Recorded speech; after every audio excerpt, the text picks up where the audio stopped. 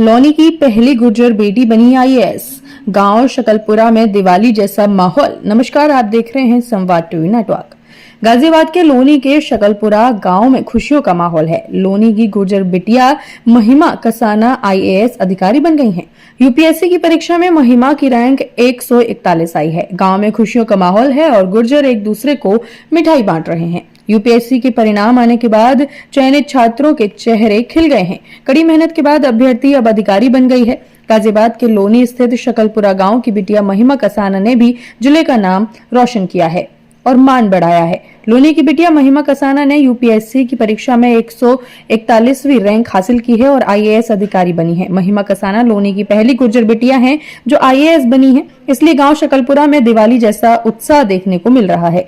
गांव के बुजुर्ग एक दूसरे को गले लगाकर मिठाई खिला रहे हैं। परिवार में शुरुआत से ही शिक्षा का माहौल। महिमा कसाना के परिवार में उनके पिता, उनके चाचा और कई रिश्तेदार शिक्षक हैं, जिस कारण से शुरुआती दिनों में ही महिमा पढ़ाई के प्रति काफी सजग रहती थी। आईएएस बनने की चुनौतियों पर महिमा ने संवाद टीवी नेटवर्क को बताया कि फिलहाल बहुत खुशी महसूस कर रही हैं। परीक्षा देने से पहले डर काफी था, लेकिन एग्जाम क्लियर होगा या नहीं, इस पर उनकी तैयारियों पर पूरा यकीन था। परिवार ने हमेशा सहयोग किया। स्कूल के दिनों से ही अभिभावकों ने सिविल सेवा परीक्षा में बैठने के लिए मोटिवेट किया था।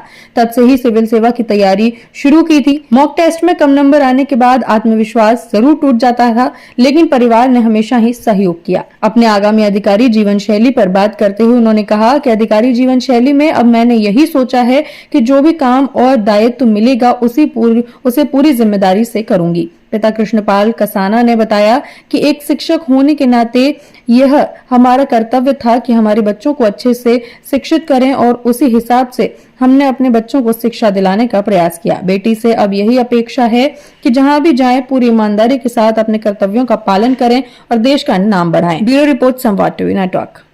मुझे बहुत अच्छा फील हो रहा है। अभी तो मैं प्रोसेस ही नहीं कर पा रही हूँ इन्फॉर्मेशन। सर, आप कैसा फील कर रहे हैं? मैं बहुत अच्छा फील कर रहा हूँ इस टाइम। महिमा, परीक्षा देने से पहले मन में कोई डर था क्या? कुछ उम्मीद थी कि इस बार सिविल सर्विस क्लियर हो जाएगा?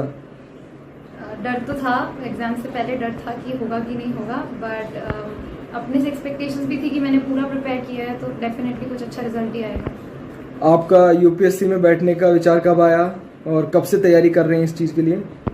मैंने स्कूल टाइम से ही मेरे पेरेंट्स ने मुझे बता दिया था कि सिविल सर्विसेज कुछ है जिसके लिए मुझे पढ़ाई करनी चाहिए।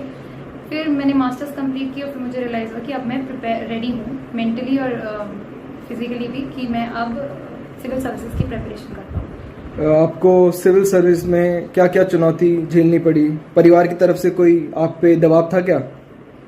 चुनौतियाँ थी, जैसे फोकस्ड रहना अपनी पढ़ाई में, जब नेक्स्ट डे कुछ रिजल्ट ना मिल रहा हो तब फोकस्ड रहना, और टेस्ट में कम नंबर आ रहे हों फिर भी पढ़ते रहना। तो वो चुनौतियों को सॉल्व करने का काम मेरे पेरेंट्स ने किया और मेरी फ्रेंड्स एंड फैमिली ने मेरे पे पूरा कॉन्फिडेंस रखा और मुझे बिल्कुल स्ट्रेस नहीं दिया। अब आगे का क्या लक्ष्य है आपके मन में? अधिकारी जीवन शैली को कैसे अपनाएंगे? अब आप क्या सोचा है?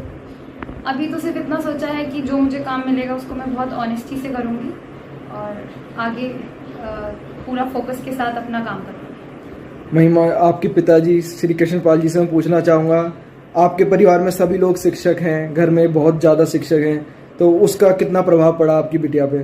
उसका प्रभाव इस प्रकार से पड़ा कि एक शिक्षक होने के नाते ये हमारा कर्तव्य था कि अपने बच्चों को प्रॉपरली एजुकेट करना। तो उस हिसाब से हमने अपने बच्चों को शिक्षा दिलाने का प्रयास किया।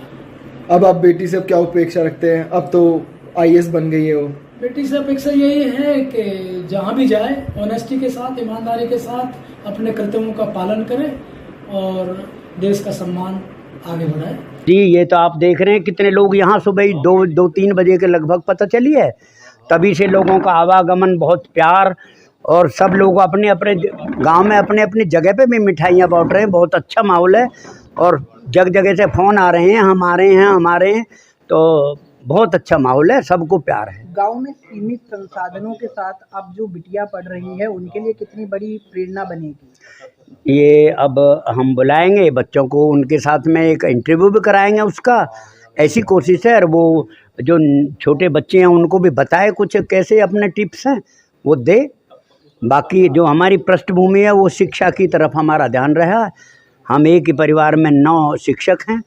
हमारे जो बाबा मेरे पिताजी जो थे उनका एक ये मेन उद्देश्य ये रहा कि हम शादियों में भी हमने दहेज वगैरह नहीं लिया। हमारी जो पुत्र वधुओं सारी MSc B.Ed है, कोई MA है, और ये लड़की डॉक्टर है, कोई जॉन के प्रभारी हैं, सब जो है वो शिक्षित है। तो हमने कभी इधर शिक्षा की तरफ